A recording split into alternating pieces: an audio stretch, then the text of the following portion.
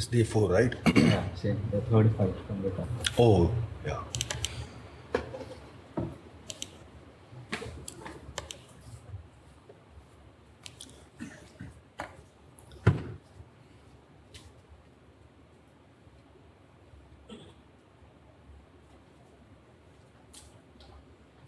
Okay, so we will start with molecular dating, and I'll talk a little bit about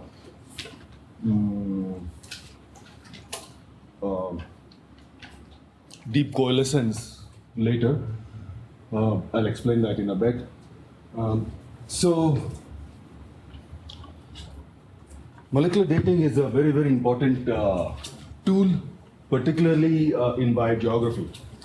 And we'll be using a program called StarBeast to date. Huh? Beast. Oh, yeah, StarBeast, no? Just beast. Just Beast, huh? For dating. Okay. Star beast for species trees. Oh, StarBeast for species trees. Yeah. Okay. But StarBeast can also be used for dating. Yeah, but yeah, to avoid confusion, we'll be using just the program called Beast. So what is the idea behind molecular dating? So molecular dating basically combines information from fossil or geological record and analysis of molecular data to estimate the ages of ancestral nodes. Right? So the idea is really quite simple. If you know, for example, when humans and chimps separated from each other based on some fossil data, right? So you know the age of that node, and based on sequence divergence here and the sequence divergence in other between other lineages, one can then infer the dates of all of these nodes. Okay. So let me just quickly go over this. But the idea of molecular dating gained prominence with the molecular clock hypothesis. Okay, so this molecular clock hypothesis was proposed by Zucker-Kandel and Pauling in 1962. And basically what they noticed was the number of amino acid differences in the hemoglobin protein sequence between different species changed roughly linearly with time. Okay, and the time here was estimated from fossil data. So this is what they found. So for example, if you, that's age in million years of a particular fossil, right? And if that fossil corresponds to a time when, say, some two lineages split from each other, and if you now compare the protein sequences from those two species, you know, that would be somewhere there, and the fossil that represents the node from where those two species split is, say, that particular age. And so if you do this for many species pairs, basically you get sort of a linear relationship, right? So if you recall, in the first class we talked about molecular clock, right? The idea behind molecular clock simply is that the rate of molecular evolution along different lineages are same. And in this case, it was amino acid replacement, right? So this relationship of divergence time and divergence in amino acid differences, divergence in amino acid sequence, the linear relationship basically suggests that molecular evolution takes place at an approximately constant rate. Okay, we say approximately constant rate because these points are not on this line, right? So they are scattered around the line. So it is not like it's a perfect clock. So anyway, now in 1968, Moto Kimura came up with the neutral theory of molecular evolution. So this gave the theoretical underpinning for the molecular clock hypothesis. Okay,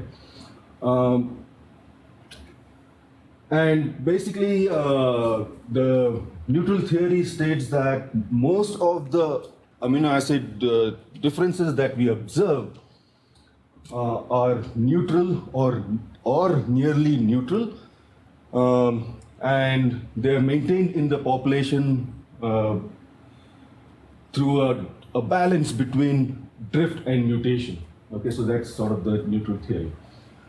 How did that theory come about? Well, in the 60s, people were looking at allozymes, protein polymorphisms.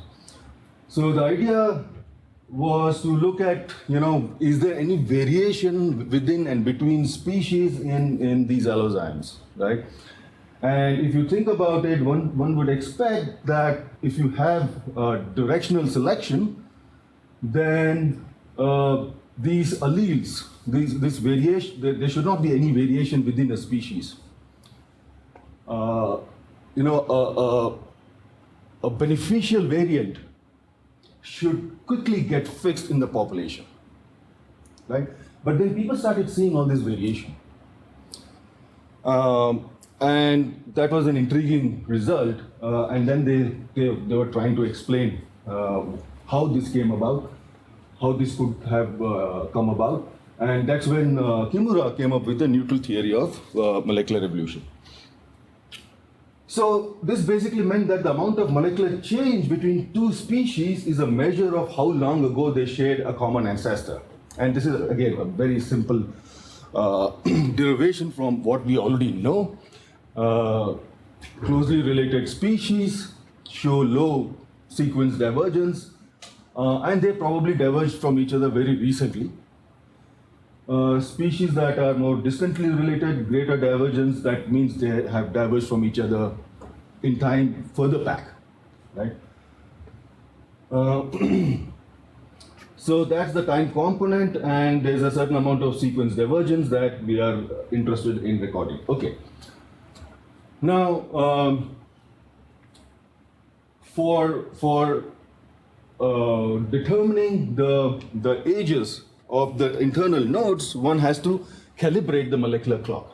One has to figure out the rate of nucleotide substitution for that particular gene, right? And how do we calculate that?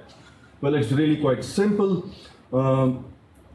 Let's say you have two species, and here's an oversimplified hypothetical example of a fossil that we know for sure is the ancestor of these two species. By the way, that's almost never the case. We'll come to that in a bit.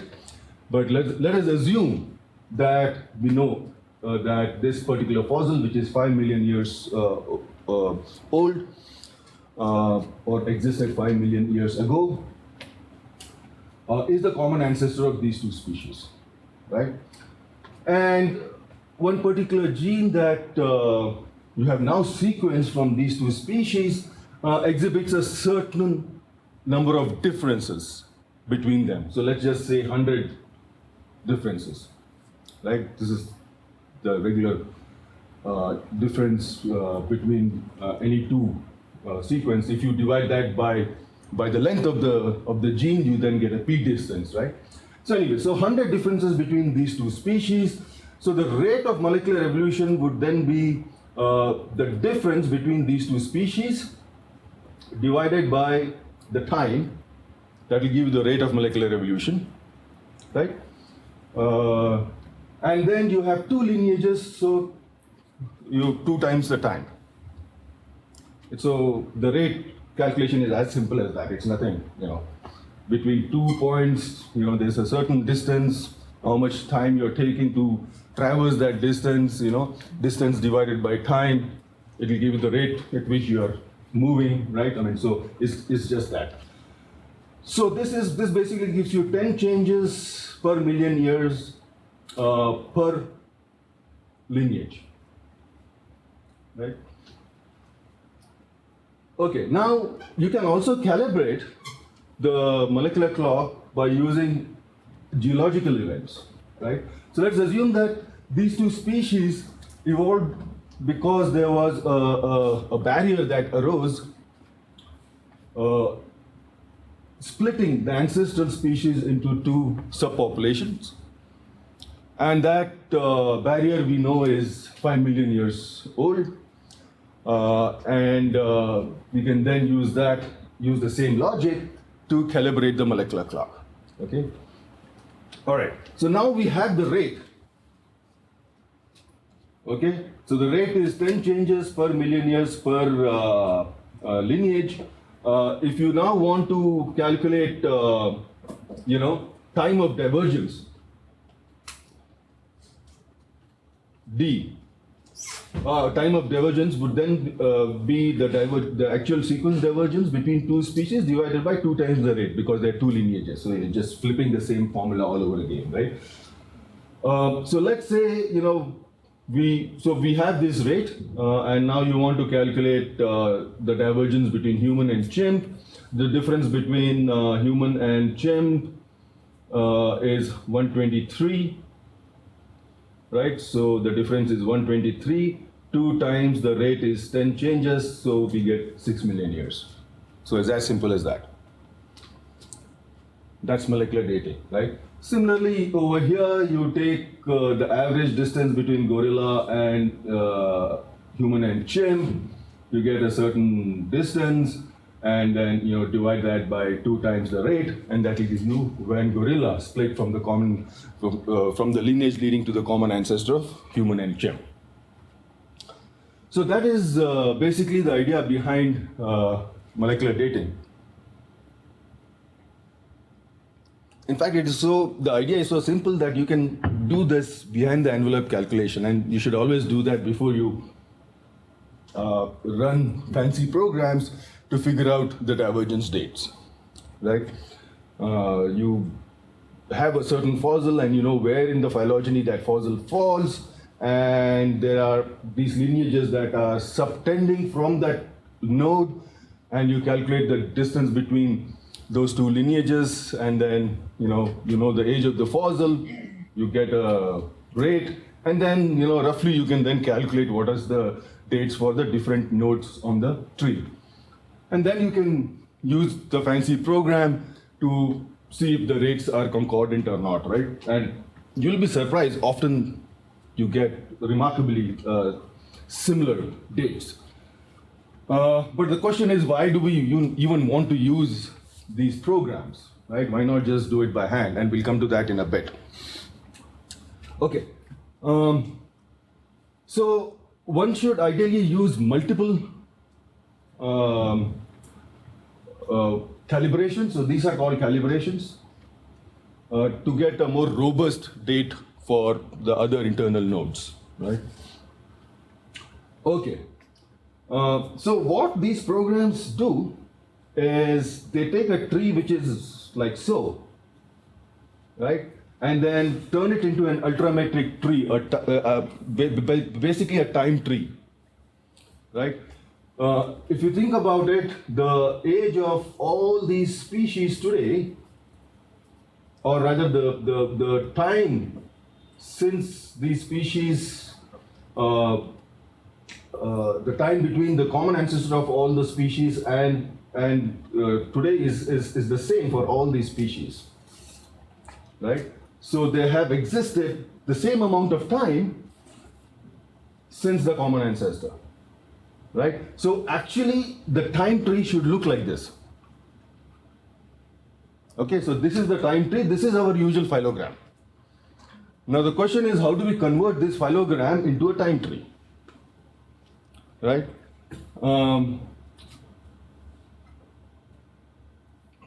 So initially, what's happening here, why are these branch lengths different along different lineages?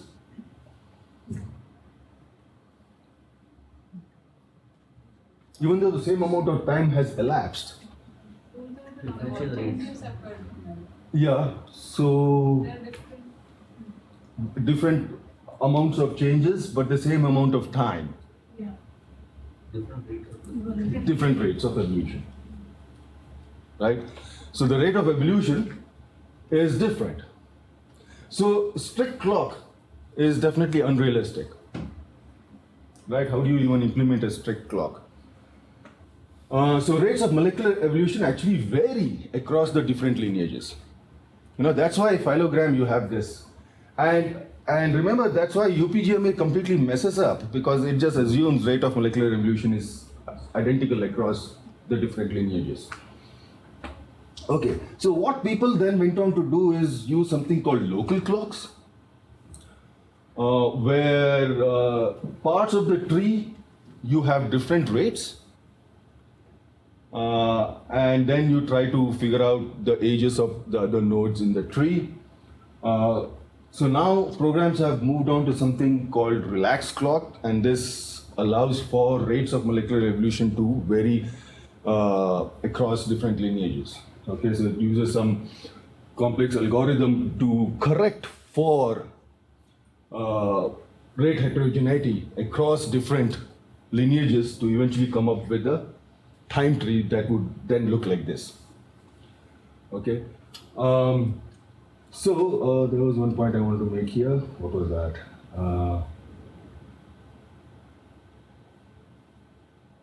Okay, it'll come to me.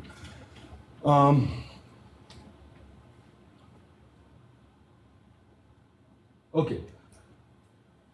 So now the calibration part is very important. Where you place the calibration, where you place your fossil to calibrate the molecular clock. If you put it in the wrong place, you'll get a different rate, and all of your divergences will be erroneous, right? So there are a number of issues with placing the fossil. One is you have to place it at the right node. Now, you have different kinds of calibration. One is point calibration, where you know that fossil represents the actual ancestor of the descendant species. Okay, but this is almost never possible to determine. Usually you're like, either it's on the lineage leading to chimp or on the lineage leading to human, because you really don't know what that ancestor looked like. Okay, but the dates are also not as tight as that. Often the paleontologist will say, the fossil is from some strata, and that strata is from the late Miocene or whatever, right? So the late Miocene spans from 11.6 to 5.3 million years ago. So your calibration actually is not a dot, but more like a oval-shaped stuff, right? So it's a range.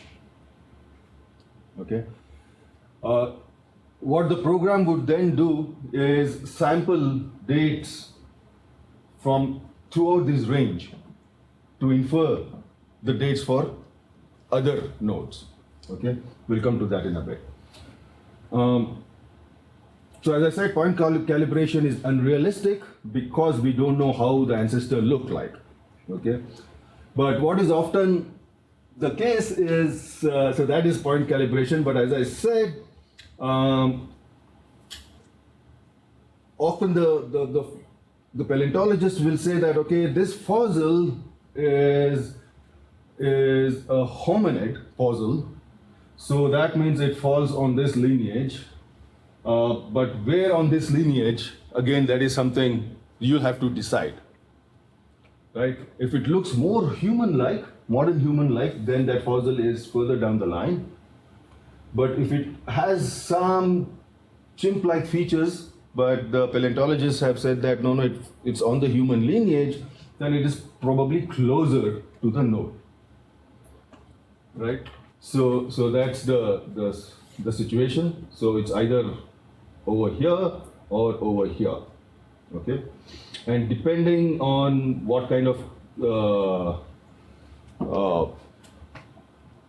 calibration you're using, there are 4 prior distributions one can use. So BEAST is again a Bayesian approach, uses a Bayesian approach. So you have to give prior distributions for these fossils. So instead of using a discrete date to calibrate a node, programs sample from a distribution to account for the uncertainty in age and placement of fossil. So here the uncertainty in placement of fossil is, we know that it's on this lineage, but where exactly on this lineage we don't know. Okay. You can also have uncertainty in placing the fossil in terms of which node. Okay, that if you mess up, most programs can't really help you. They can help you with this uncertainty. Okay, so there are these different distributions one can use while calibrating the molecular clock in the program BEAST. So there's uniform, there's normal, there's exponential, there's log normal. So if you're using fossil to calibrate your clock, then one should be using exponential or log normal, and I'll explain to you in a minute. Okay, so let's start with uniform. So this is basically used when uncertainty in node age due to wide window for fossil age, but this can also used for geological calibrations. So uniform distribution has maximum and minimum age bound. Okay, all ages between the maximum and minimum have equal probability of being sampled. Okay, max and minimum hard bound. So basically, there's a max and minimum hard bound, and this works for point calibration. Okay. So, but as I said, using fossil dates for point calibration is not a good idea, because we don't know if that ancestor actually that fossil is the ancestor. So, under what conditions do we use uniform? Okay, uniform distribution can be used for geological calibrations.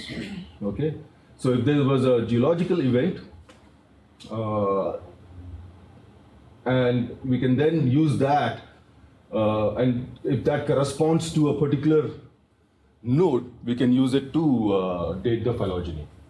Okay, here's an example. So let's say this is the mainland, and there are two species in the on the mainland, and this is an island that emerged, 5 million years ago. Okay, and there's a species on that island, A3. Okay. Now, can the species be older than 5 million years? It cannot be, right? Because before 5 million years, that island did not exist, right? So we know A3 diverged from A2 not before 5 million years ago. So the upper bound is 5 million. Now the problem is lower bound. It could have arrived yesterday, right? So that is where you'll have to, use some other lines of evidence to figure out what is the lower bound. Okay, and then the program will say that the age of this split could be anywhere in this range. All those dates are equally probable. Okay, does that make sense? Yeah. And this is a point calibration, by the way. Okay. So usually uniform distribution is used under these conditions. It's also used when you are using a secondary calibration. Oh no, secondary is usually normal. Yeah. Okay. So that's uniform. So all these dates are equally likely for that node, and it's a point calibration. So geological events can also be used for to represent vicariance events. So the one that I talked to you about earlier, where there was a barrier. Now here again, so we know that that barrier might have resulted in this speciation event. So you can use that as a point calibration. But here again, you don't know the exact date of that barrier. There is a range, but it's more likely it was about 5 million years ago. So you can use a normal distribution, give it upper and lower bound, but most of the sampling will be done from the middle of the distribution. Okay, and then it will use whatever it sampled from here to infer the age of all the other nodes. This can also be, normal distribution can also be used as secondary calibration. Okay, and what is secondary calibration? Basically, in case of secondary calibration, what we are doing is, let's say that there was some other study, right, where this is some higher level analysis that people did, and in this phylogeny, and let's say this is a time tree. This is some family A, B, and C. Okay, and they use many fossil calibrations, and they said that this particular divergence, the earliest divergence in family A, or let's say genus A, B, C, happened, I don't know, some 5 million years ago.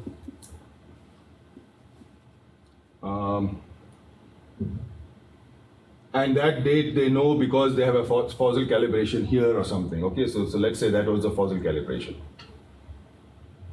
And based on that, this was, say, 7 million or whatever, right? Now, you are working on a phylogeny of species from genus A.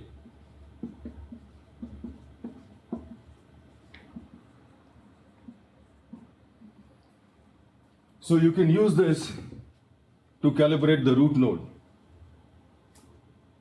So you tell the program, this is 5 million years, this is a secondary calibration, right? You're using it from here. And this one will have some error bar, not error bar, we call it credible interval. It's like confidence interval, but because this is Bayesian approach, we call it a credible interval. So you give the same credible interval and you give it a normal distribution and ask the program then to infer these other dates. Okay, so that is secondary calibration. Okay. All right, so Does it have to follow normal distribution? You could probably also give uniform, So you have to really go back to that paper and, figure out if, even though there is a range here, credible interval, the authors might, based on other evidence, say that it is more likely to be, an average of that, So based on that, you can decide what kind of distribution you want to give there.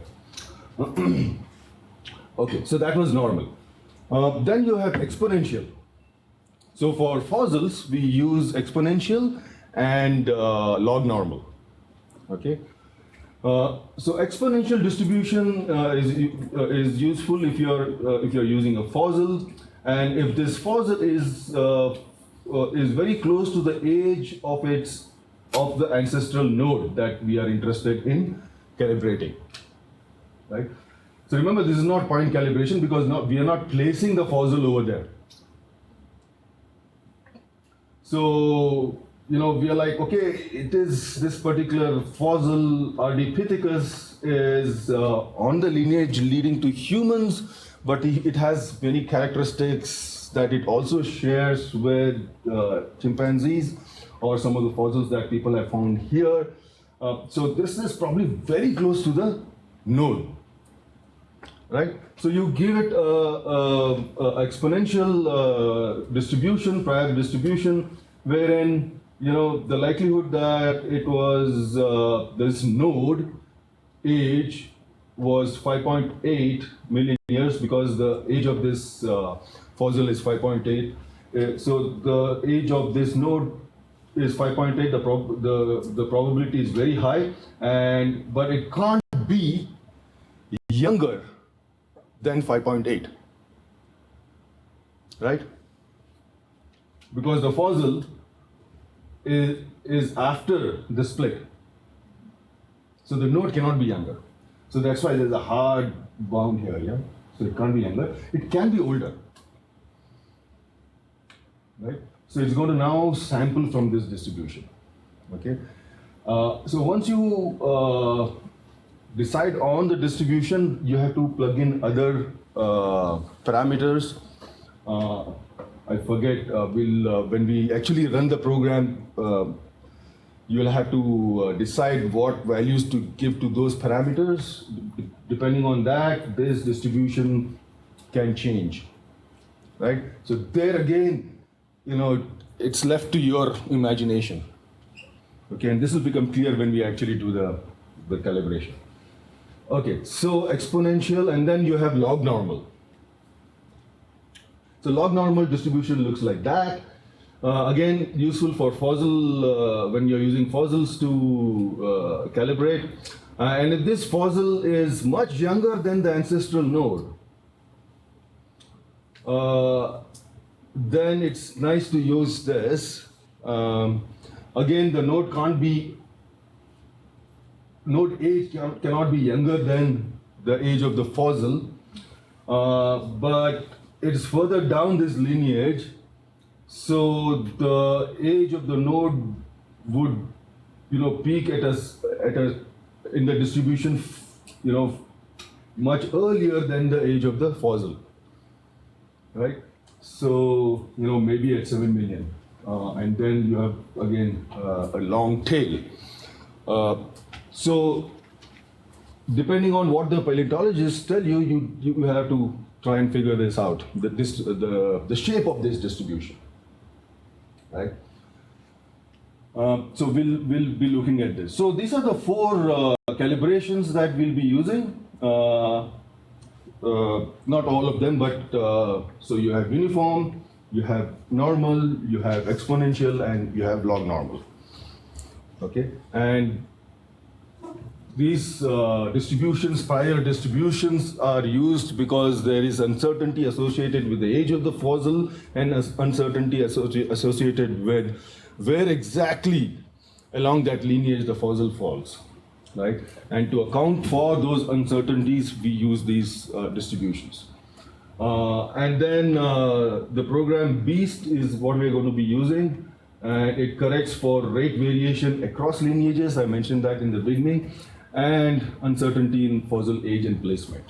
Okay, so what it's basically going to be doing is your fossil has a certain distribution. It's going to start sampling from that distribution to infer age here. Okay, so obviously if it is sampling from the lower end of the distribution, then these dates will be lower. If it is sampling from here, the dates will be older, right? And that's why you get that credible interval. Okay. Okay, so regarding molecular dating, there's not much else. I just wanted to make sure because rest of it is all Bayesian approach, and exactly how it's coming up with how this particular algorithm works, I have no clue. But what is important is the prior distributions you understand, and you know how to calibrate your clock properly. So any questions regarding molecular dating? Yeah. What if we don't have multiple line of evidences for calibration? You mean multiple fossils? Like you said, one could do fossils, other could the geological event. No, I mean, if you have all fossils, even that's fine. Geological events, you have to be a little careful while using it. There should not be any circularity in your argument. You know, things like, that you want to figure out if a particular divergence occurred because of a vicariance event. right? And if you date that, yeah, if you calibrate the clock for that particular node, using that vicariance event, that's a circularity in argument, right? What do you mean with circularity? So basically, India-Sri Lanka separation, there is a certain age to it, right? And there's a species in Sri Lanka, there's a species in India, and they are sister species. And you want to figure out if those two species separated from each other when India and Sri Lanka separated from each other, right? And there are many species pairs like that. Okay, and so for one of the species pairs, you use that. So say India-Sri Lanka separation was, some 1 million years ago or whatever. So for one of the species pair, you use that separation, and what that date to date the other separations, right? So all the other species that have diverged from each other 1 million years ago will show as being, having evolved because of that vicariance, right? So if you want to test vicariance between India and Sri Lanka, don't use that geological event to date your clock. To calibrate your clock. Use some other vicariance event, So that's the whole idea there. So if you don't find good fossils for your in-group, then what helps is to go further out in the phylogeny, right? So then you include more outgroups and then look for fossils there. Or you do secondary calibration if someone else has already done this work. Often for many of these genes, the rate of molecular evolution is known in that particular broader group. You can also use that to calibrate your clock, right? So there are many tricks one can use, yeah, you have to give it some thought. Otherwise, it's garbage in, garbage out, right? Okay, any questions?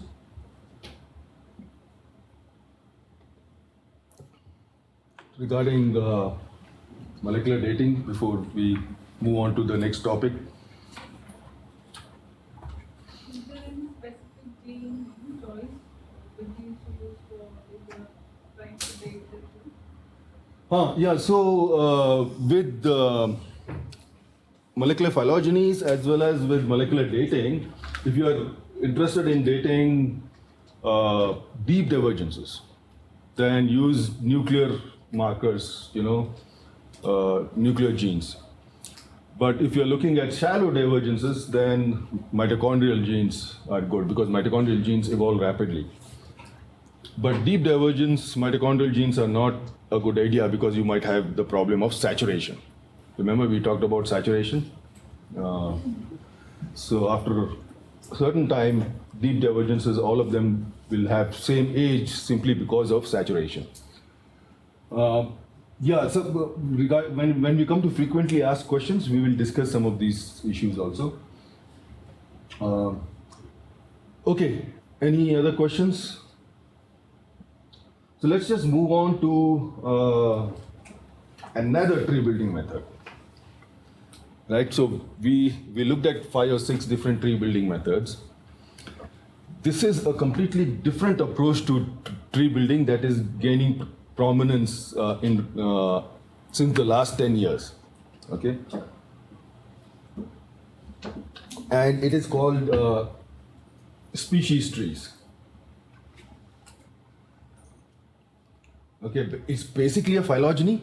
The only difference between phylogeny and species tree is the following. Okay, how we are doing the analysis thus far. We have multiple genes. If you have only one gene, not a problem. All these methods that we talked about, work just fine. The programs that we are using just fine. But when you have multiple markers, what we are doing, we are concatenating them, right? So we combine multiple markers into a single data set and build a phylogeny. And we also, partition the data set. We know that, okay, these genes are evolving at different rates. So And the pattern of nucleotide substitutions can also be different for these different genes. So accordingly, we use different models and all that. Cool. However, the problem is individual genes might be different, of course, because of, could be different, individual gene trees might be different due to different evolutionary histories of each gene. Okay? Gene divergence might predate species divergence, and this is something called deep coalescence. Okay? In concatenated analyses, we are assuming that all genes have the same evolutionary history. Okay? So, in case of species tree, actual relationships between species, so this is, in the species tree approach, we are also looking at actual relationships between species. Technically, it is a phylogeny. But here, what we are doing is, we look at individual gene trees and sort of combine it. Okay? Okay, but let me talk a little bit about what do I mean by different evolutionary histories. Any thoughts on that? Different rate of evolution. Rate of evolution, yes, but that's not the only problem.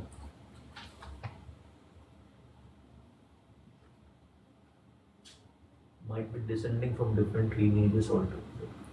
What I'm trying to get at is the following problem, which we discussed yesterday a little bit, right? What are we doing in a concatenated analysis? These are two genes, you get one phylogeny, right? But when you look at the individual genes separately, you get different trees, right? So these gene trees are different from each other. So that basically means the two genes have slightly different evolutionary histories.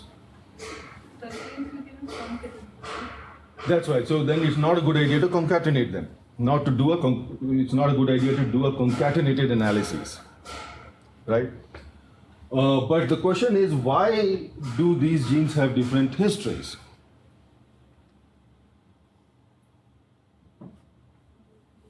Because Huh? the selection of each gene between. That is one possibility. We'll discuss this in more detail tomorrow. Actually, that should have been today probably, but it's okay. We can go back and forth. So here is a case where, the two genes, first of all, we expect the two genes to be identical, right, in their topology. Is that a reasonable thing? Reasonable assumption, right? So let us assume that a species tree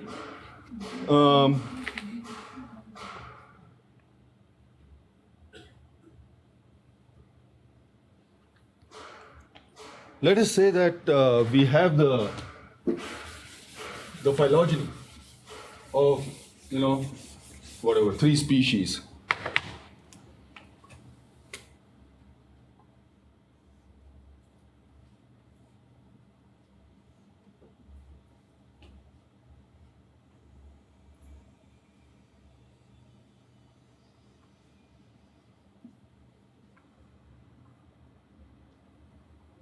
Okay, and if you see, if you look at one particular gene, the gene tree should mirror the phylogeny, right? Makes sense. Now, if you take another gene, I don't have another color. Okay, let's just do dotted lines. It should also mirror this phylogeny.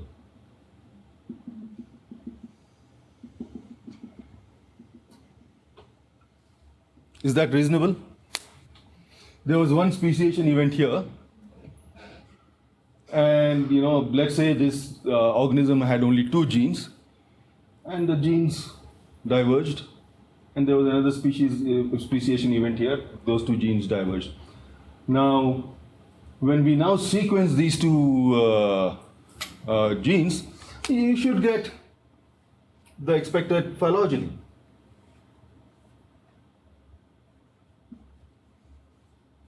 The same phylogeny for both the genes. But why are we getting something like this? Any thoughts?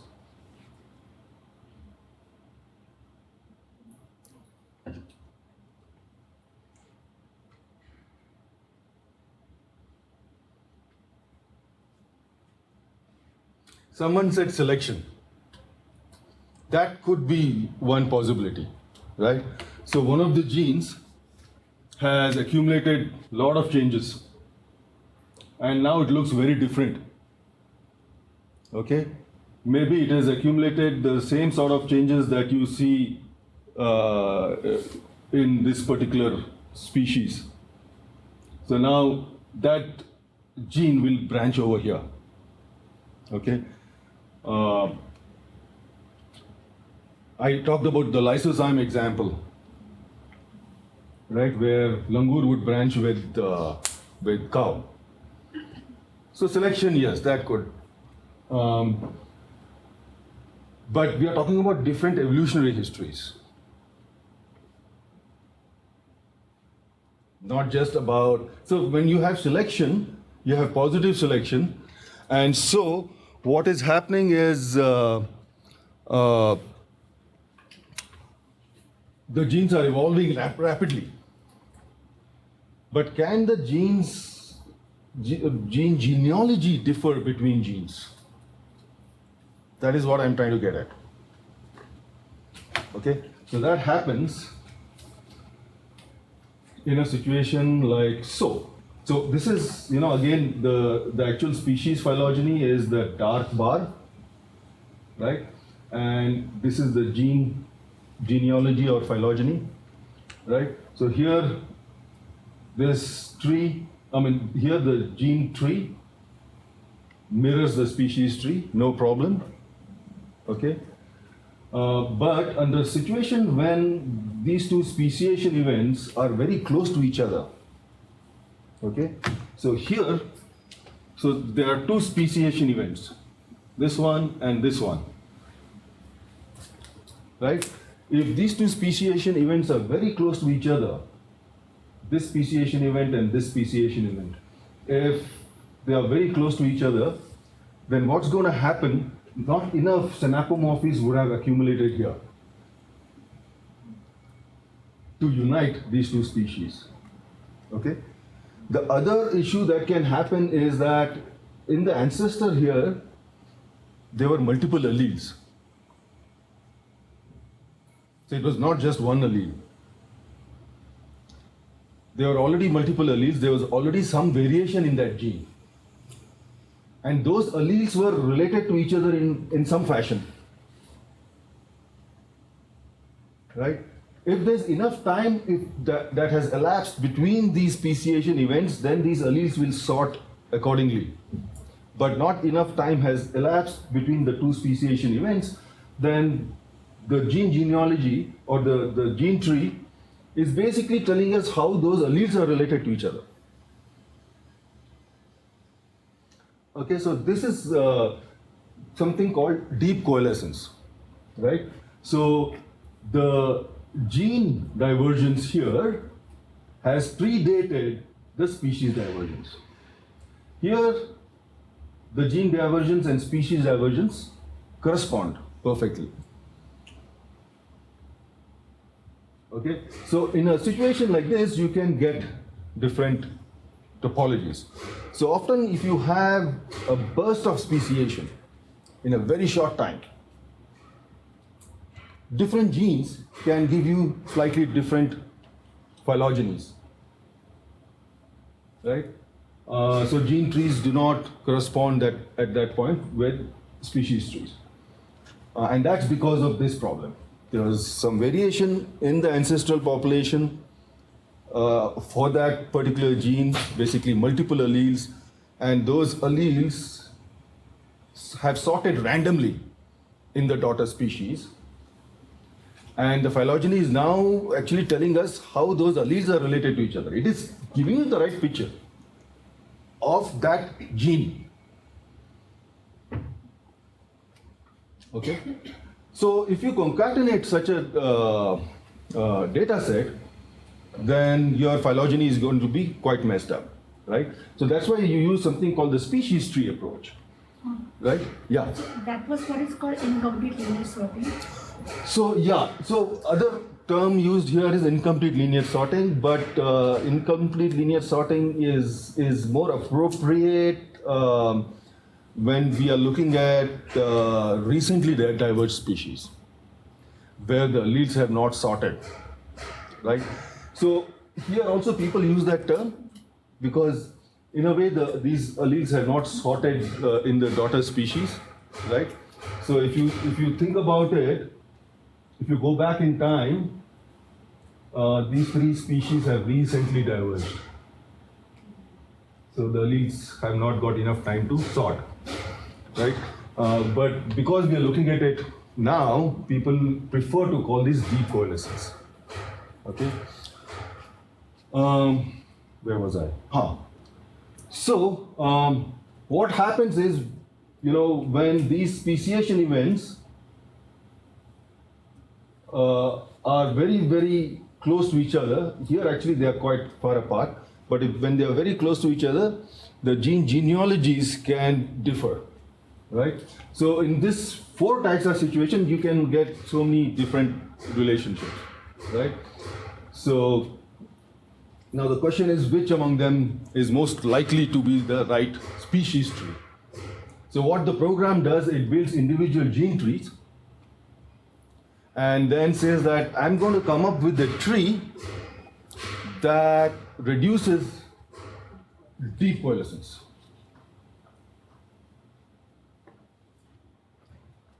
Right? So if you look at these 3 phylogenies here,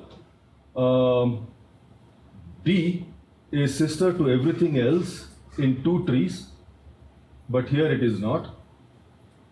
Okay, so if you keep D within this clade, then these 2 lineages, these 2 genes would show deep coalescence, right? So if you keep D as sister to all of them, then only one of them will show deep coalescence, right?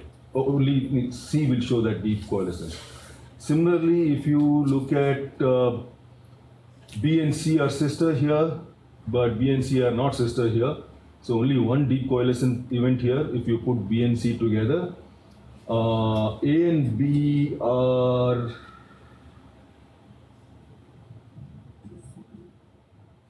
A is sister to BC, A is sister to BC, but here to C. So you have A over there. So this is like, you can sort of do it by hand also, but the programs use again Bayesian approach to come up with species tree. So this is called species tree because you're giving it a concatenated data set, but you're telling the program these are different genes, and the program then builds individual gene trees, and then comes up with the species tree, which has the least amount of deep coalescence for all the genes. Okay, does that make sense? So we'll be using a program called StarBeast, and if we have time, SVD quartet also we can show you. Do we have POP in that folder? Okay.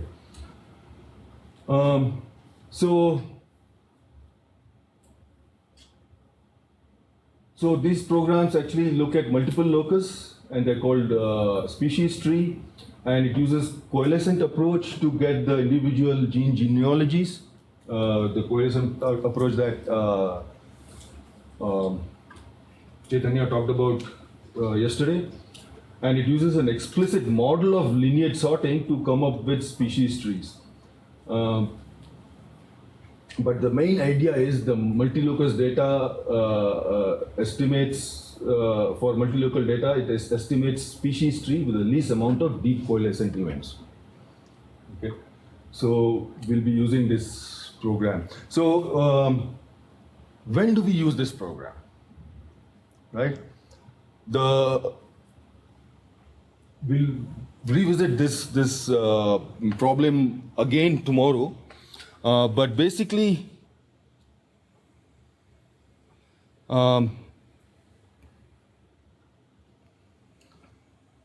one sure sort of sign of discordance is when you build individual gene trees and they are all very different. Okay, so that tells you that maybe, there is this problem of deep coalescence. In some of these genes, some of these gene trees, the gene divergence predates species divergence, okay? That is one sort of warning, one flag, right? The other is when you concatenate the data set, you build your phylogeny, right? And instead of getting a phylogeny which is nice and something like this with long branches, you get something like this.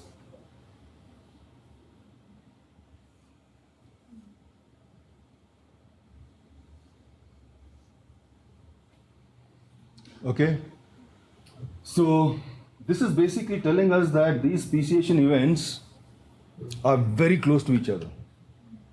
The individual gene genealogies might not overlap. Okay, and when you run bootstrap, the bootstrap support will be very low. What is happening? Bootstrapping is getting confused. There are some genes that is supporting some other phylogeny, right?